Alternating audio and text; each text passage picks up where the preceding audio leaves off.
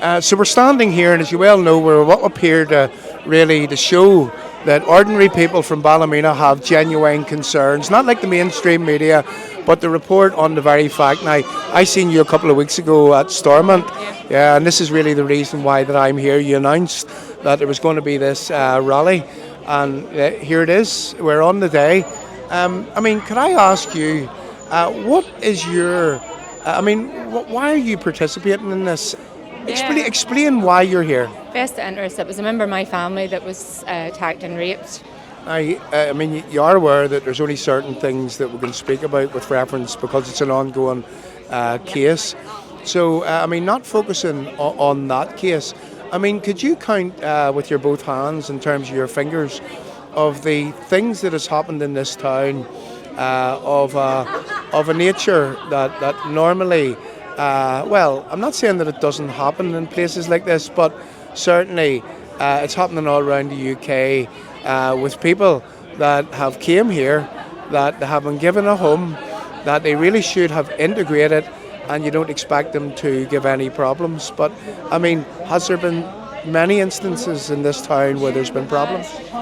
There was, in May, 2 other local girls had been groomed. Yeah. We didn't know it at the time until it had came out, but they had been groomed online, and the guys were in their 30s. So that was one incident. A few weeks ago, a girl in her 20s was walking down the road with her toddler. Yeah. White van stopped with 3 foreign nationals in it and tried to get her into the van. I heard about that. Was that far from here? No, it wasn't too far. It was just down where just off Harryville, just where the new Home Bargains was built. Just daylight, and actual fact, our protest was just about to start round the corner that evening. That's how brazen they are. Yeah. Were you talking to? Was it a mother and children? Is that right? She's in her 20s. She's a young mum, and her dad has now started coming to our protest as well, showing support.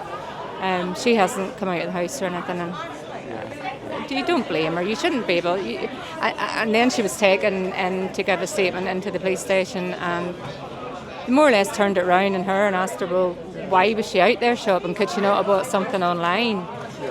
Was she a part of the protests? What did she think of foreigners? Yeah. The child had just been through an ordeal. This is the type of thing that we hear in different places around the United Kingdom. Exactly the same treatment from those that are meant to be in place to serve and to protect us. But they don't seem to be. Have you any thoughts on why? Why are the police not taking seriously an allegation of abduction? There's a higher power to all this. I really don't know in the great scheme of things, but it all boils down to money, I would say, in my humble opinion. There is anyone with a conscience working in the public service, they can't think that this is normal, they can't think that this is right, and it's not. It's a job I couldn't do because I just don't believe in it. And things that have been reported to the PSNI with reference what has happened, in your knowledge of what's happened around this town, have they dealt with it in a satisfactory way? No, they haven't. We'll go back to COVID, where the riots happened in Culnovan. That's where most of the Romas lived. Locals were fined for mingling, for meeting other people. On New Year's Eve, they had a party.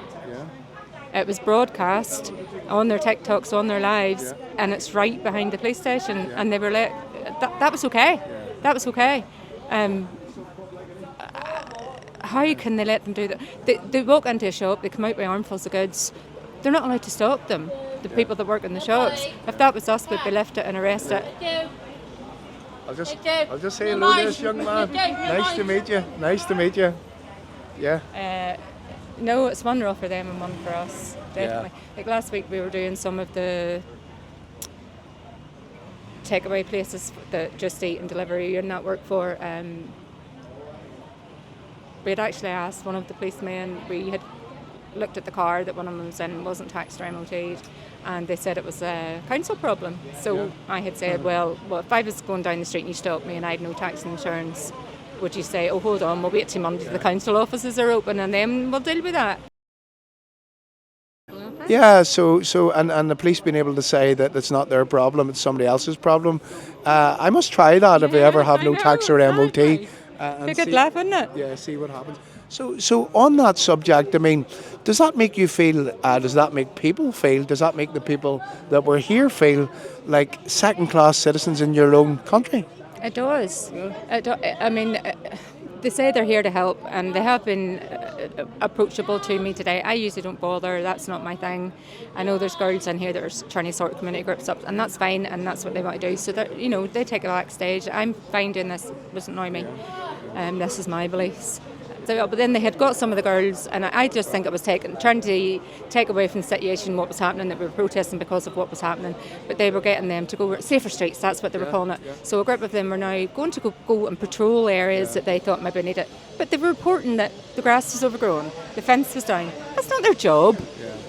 They're just trying to give them something to do to make them feel useful and taken away from what this is supposed to be. Will you be backing down? Do you think that the people that are here, will this fizzle out? Will this fade off? Or will this stay the course whilst the criminality remains in the town? No, there is a good amount of us that's not going to stop. No, we're not stopping. There is a crowd of the girls that will do the protests in Ballymena, and that's fine, but there is also a separate unity of us that will go to Chimney Corner, that will go to Bangor. As I said, a few of the girls had went over to London last week. It's just given us that strength to see what happened last week in London. We are small, but we are mighty, and no, we're not stopping. Yeah, well, that was such an event. And today really was, I didn't want what happened to my family member forgotten about. So if every few months this has to happen, I'll do it again, and I'll do it again, and I'll do it again. Yeah, well, I'm sure that the people on Truth Podcast will take your words, see your genuine concern, see that really and truly, I mean, I hope you don't mind me saying this, but you're standing there and there's a fear in your eyes, you know. There is. Yeah.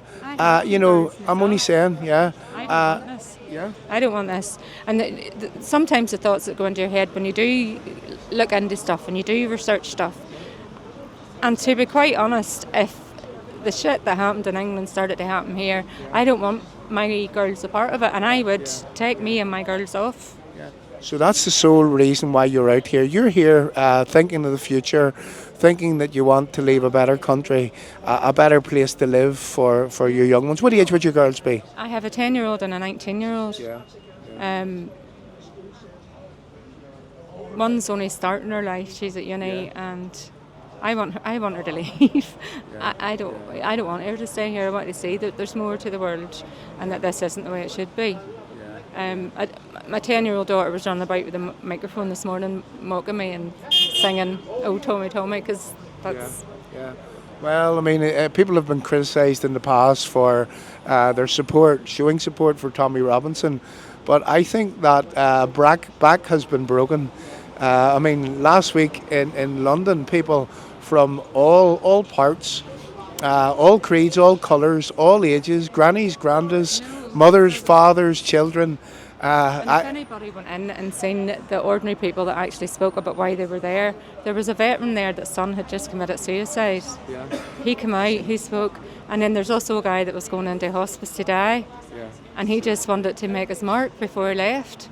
You know, that's real people with real, genuine feelings, and but break your heart. And for the fact, Tommy Robinson went through hell.